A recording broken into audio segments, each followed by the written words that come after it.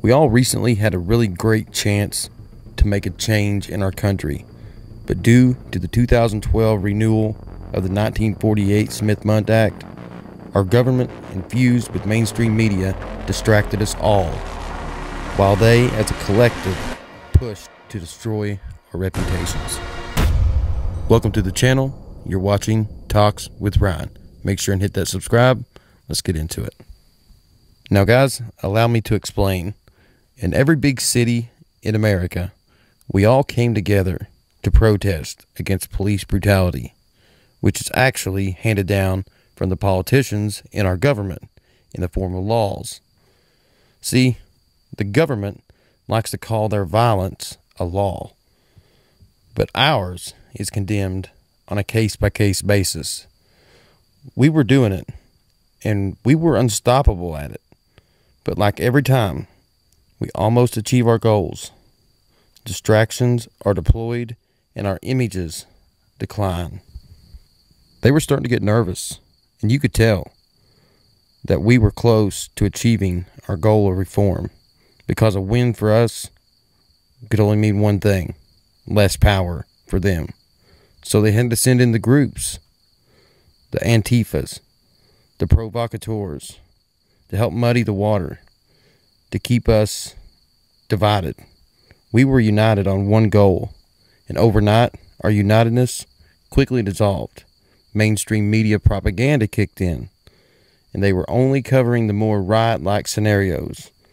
And by the next day, all the protesters are nothing but arsonists, looters, vandals, and no longer considered peaceful protesters. And that, my friends, was by design. It was their intended goal. They knew that if they sent in troublemakers and everybody started pointing the fingers at each other and blaming each other for the damage that's being done, and then throw a race war in the middle of that, that it would definitely distract the masses away from the main problem at hand, which is police brutality and corruption through law enforcement.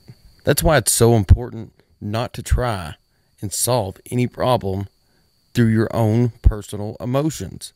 An individual's emotions can take over their body within seconds, which could completely wipe out the whole theory behind, thinking out a problem or coming to some type of resolution or conclusion. And there's another thing I want you guys to realize, that a nationwide movement of a whole collective of people does not happen overnight unless it's planned.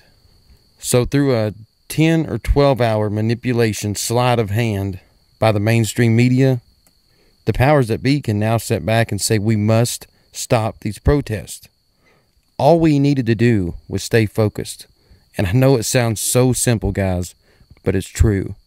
If we could have used the effort and the people and the collectiveness of power and turned that against the distraction groups, we could have continued the largest protest in the history of this country.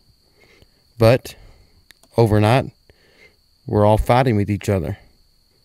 Do you guys see how brainwashed and manipulated we really are? We're like geese among decoys, and we're none the wiser. It's the same old playbook, guys. We were played. Just stop fighting with one another and focus on the real problem at hand, and that is the power and control from the higher echelons. Guys, before I go, I want to play a video from a lady who goes into her local grocery store after all these protests have ended. But before that, I want to leave you guys with a quote. History cannot change who we are as people. But we, as people, we have the ability to change our history for the better. And like they've always said, if you don't learn from history, you're doomed to repeat it. Look at this. Every grocery store looks like this. Every grocery store looks like this. Everything is either on the floor. Look at this. Can't even get no fucking food for my kids, G. Look at this. Came in the store to try to buy something because I'm not a thief. Look at this. In my hood, can't even get no food for my kids. Babies need milk.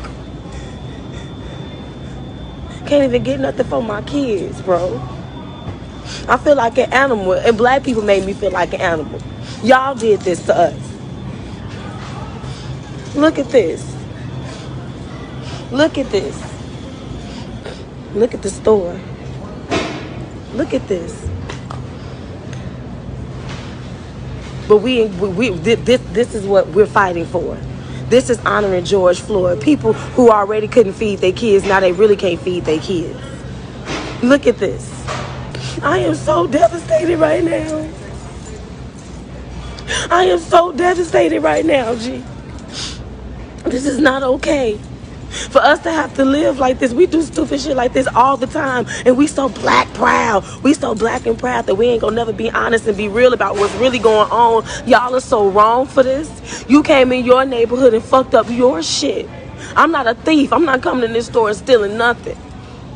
And ain't nobody gonna turn me into no animal or make me feel like a thief. Y'all let them white folks send y'all off once again. Look at all this shit on the floor. Look at all this on the floor. Everything. Everything's on the floor. Tissue. We couldn't even find tissue less than 2 months ago, and now it's on the floor. Look at it. Meanwhile, we got plenty of fruits and vegetables. I'm not finna pick through this shit. Guys, before I go, I got a couple quick things that I'd like to ask of you. Head on over to bitshoot.com and make sure and subscribe to my channel over there. It's under Talks with Ryan with the same logo. Also, if you have friends that have, like-minded, same as we are, maybe share this channel and try to help bring some more viewers to the channel to help get the message out better. Because as far as the YouTube algorithm, I am being drove into the ground on a daily basis, and I'm watching the analytics hard. And every day, it don't matter what I put out, it's getting beat down and beat down and beat down. And other than that, guys, I appreciate all the help from everybody. I support all of you the same as I know you all support me. Other than that, guys, I will see you all in the next video.